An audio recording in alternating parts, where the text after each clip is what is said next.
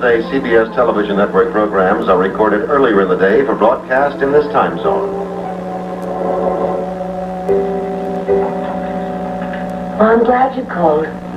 Goodbye. The call wasn't for me, was it? No, it was Julian at the hospital.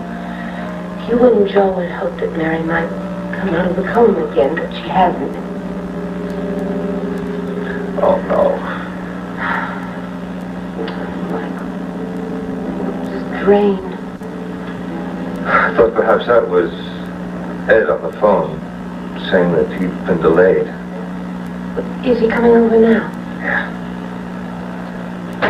What am I going to say to him? How do I tell him that his daughter tried to murder Mary? Vicky is a very disturbed girl.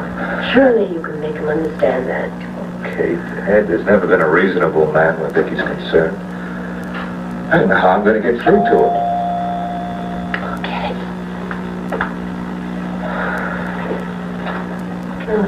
Lloyd. Let's skip the formalities. Where's Michael? Ed, what have you done to my daughter now? Ed, just calm down. Listen to me for a minute. Vicky is very sick, and she's been put in the hospital for observation. There's nothing wrong with my daughter. You've all been trying to drive her crazy. Ed, you don't know the facts. I don't want to know the facts. All I want is her out of there. You've all had it in for her ever since the first minute she stepped into this house. Now you've really gone and done it. Ed! Okay, why don't you go upstairs? I'll try to explain.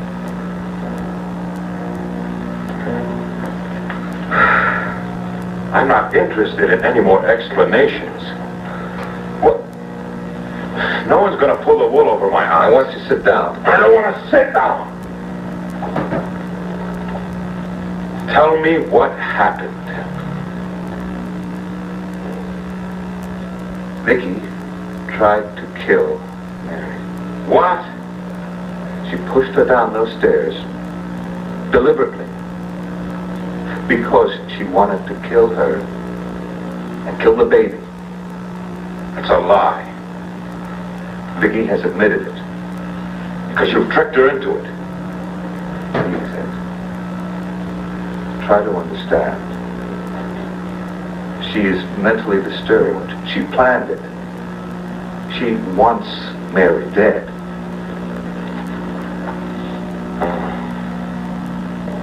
This is another one of your stinking schemes. You are lying. I wish I were, then Mary wouldn't be in the hospital. Vicky is a very sick girl. I don't believe it.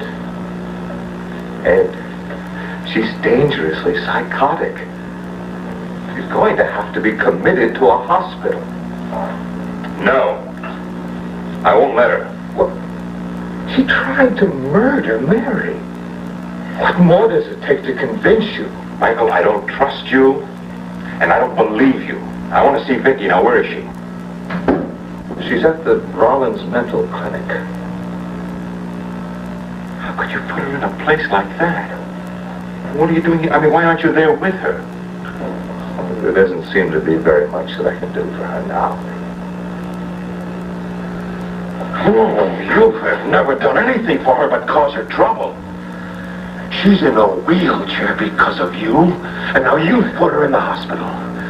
You never cared what happened to her. I'm the only one that loves Vicky. Well, I'm going to go right over there and take care of everything. I'll find out what's been going on around here. You and your rotten lies.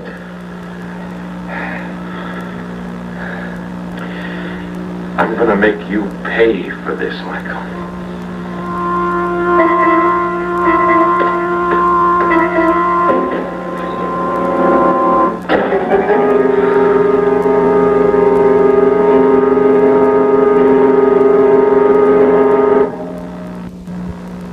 Part 2 of Where the Heart Is in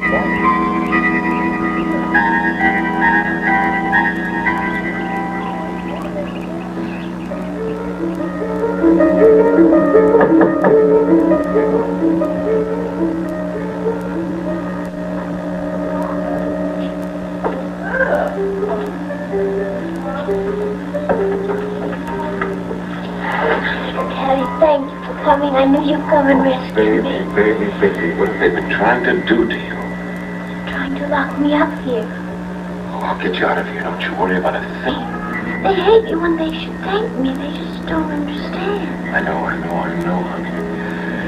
My poor little girl. I'll fix everything. Mary's so evil. She deserves to die.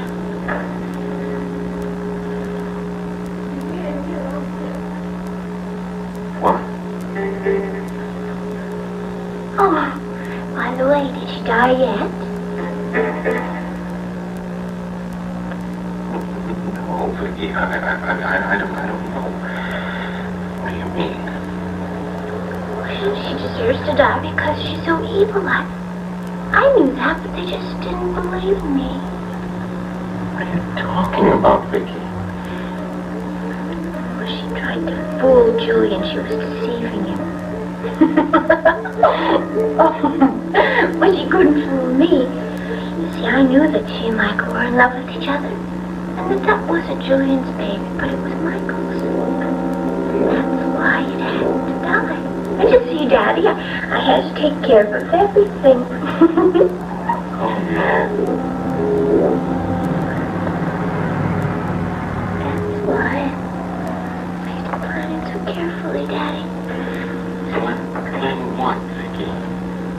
That she would die and fool them all.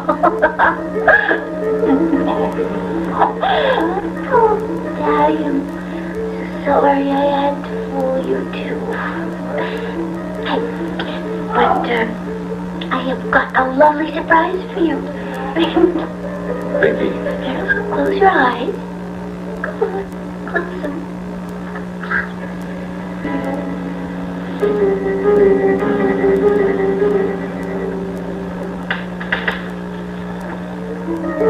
Okay, you can open them now.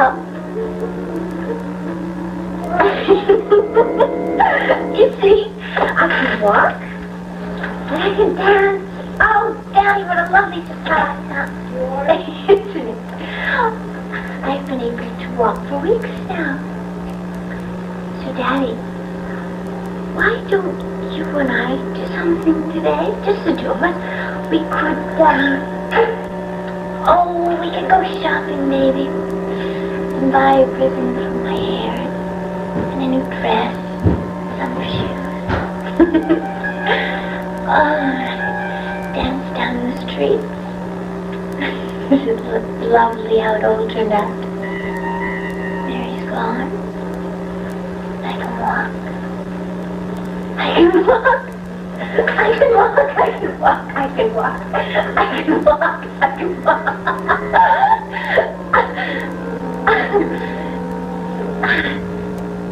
Daddy?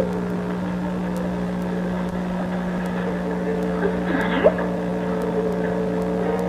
How come you're not smiling? How come you're looking at me so funny? Don't you love me anymore?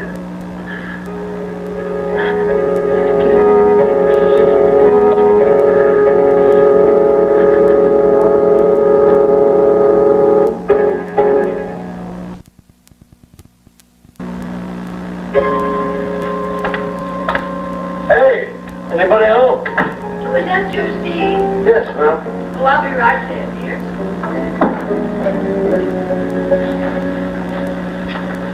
Hello, dear. Hey. Well, what's this? It's a model of a water tower and a filter plant that I built a couple of years back. Oh. I was wondering if you had a box big enough for that to fit into. Oh, I'm sure I do, dear. We're just sitting around the office gathering dust, and I thought maybe Peter might get a kick out of it. You know, he could use it for a castle or a fort, or whatever boys would use something like that for. What do you think? Good idea? I'm not sure. Why not? We don't have any use for those things once the project's completed. Steve, I'm very concerned for you and your relationship to Ellie and Peter. Oh, Steve, please, listen to me. I know you want to come see Peter, bringing gifts, and that's all very, very lovely. But each gift you bring him, he thinks you're giving him more of yourself, and he's getting more and more attached to you. Steve, ever since you were Peter's age, and I see you rub their head like that, I knew you didn't like what I was saying. Now, darling, I don't want you to feel that way about what I'm saying now. I understand now. I do like the boy. I am attached to him. Yes, dear, I know that. I want to show him a little of the world. That's all. I'm going to say to him, Peter, there's a whole great, beautiful world waiting out there. And you can do anything you want in it. But I'm not sure that Ellie wants that sent to Peter. Unless you're prepared to help her, take him by the hand and lead him into that world. Steve, when Ellie called the other day, you know, when Peter played stowaway in the back of your car, she was really upset. Of course, Mother. She was very worried. It was more than being worried about when Peter was coming home, dear. She was worried that the deeper this friendship grows between you and Peter, the more hurt Peter will be when and if it is broken. Mother, I don't ever intend to let Peter down. Steve, you were in love with Ellie and you lived together as a family. And now you're trying to keep that relationship going on a friendship basis. And at the same time, you say you want to marry Kate. Well, look, it's just going to end up hurting Peter and Ellie. I'm sorry, I just can't agree with you. Ellie doesn't want to end our friendship, break it off right now either. She understands that I had a life before I met her and that I've returned to it, but Mother, we have shared a great deal together. I mean, I can't just go to them and say, so long, kids, thanks, it was nice knowing you. Well, what about Kate? Where does this leave her? I've told her I love her and I want to marry her. I think she knows that. Well, I truly hope she does, dear. For she's had so many heartbreaking problems to contend with lately, I'm sure your friendship with Ellie must add to them. To break off the relationship with Ellie, slowly and in my own way. I think it's the best way to handle it. I hope so, dear. But sometimes when our emotions are involved, it's hard to see the truth clearly.